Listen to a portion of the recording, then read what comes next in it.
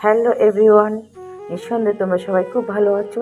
আমিও ভালো আছি তোমাদের আশীর্বাদে। আমি সীমা চলে এলাম তোমাদের মাঝে আবার ছোট্ট একটা লং ভিডিও নিয়ে।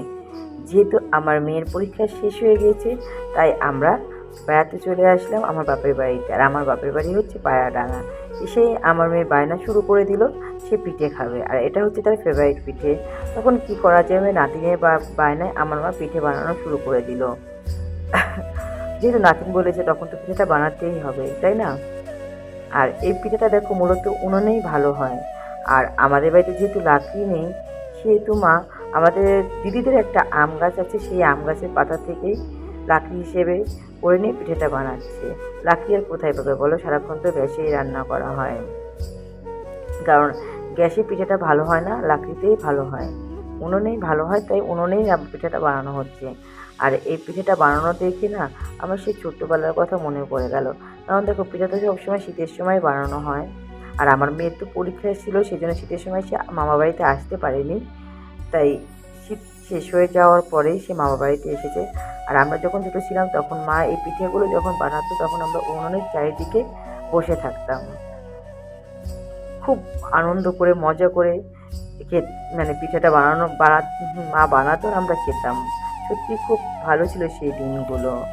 আর এই পিঠাটা কিন্তু মূলত দুভাবেই খাওয়া যায়, শুকনোও খাওয়া যায়, আবার ধরো তোমার ভিজিয়েও খাওয়া যায়। তবে আমার কাছে দুধ দিয়ে যে ভিজানো হয় সেটাই বেশি ভালো লাগে।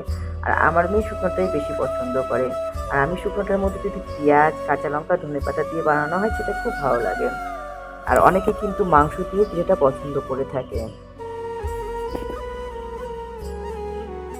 তোমাদের বাড়িতে কার কার বাড়িতে এরকমভাবে পিঠা বানানো হয় অবশ্যই একটু কমেন্ট করে জানাবে।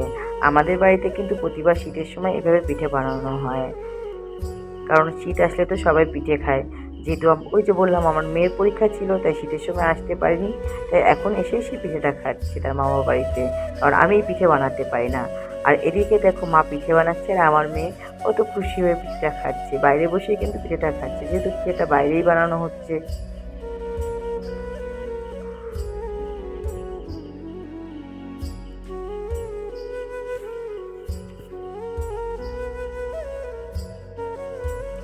সত্যি এইসব দিনগুলো এখন আর সেরকম দেখা যায় না বলো, যে উনুনে করে পিঠে বানানো হচ্ছে, এভাবে রান্না করা হচ্ছে, সবাই একসাথে গল্প করে খাচ্ছে।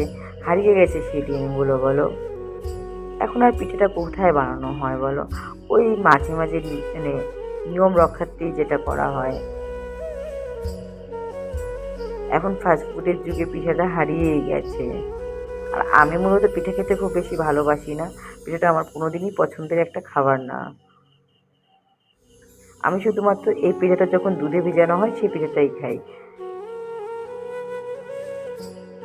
আর দেখো, পিঠাটা বানানোর পরে এইভাবে কাঁচি দিয়েই তোলা হয়, তাহলে পিঠাগুলো ভালো সহজেই উঠে যায় আসে। না হলে সত্যি পিঠা তুলতে খুব কষ্ট হয়, কাঁচিটা ইউজ করলে পিঠাটা খুব ভালো করে উঠে আসে। বন্ধুরা, তোমরা কে কে পিঠাটা খেতে ভালোবাসো অবশ্যই আমাকে কমেন্ট করে জানিও। আর তোমাদের কার কার বাড়িতে পিঠাটা বানানো হয় সেটাও কমেন্ট করে জানাবে। তোমরা সবাই খুব ভালো থেকো। আজ এ পর্যন্তই, বাই, টাটা। আবার দেখা হবে নতুন কোনো ভিডিওতে। আজ আসি।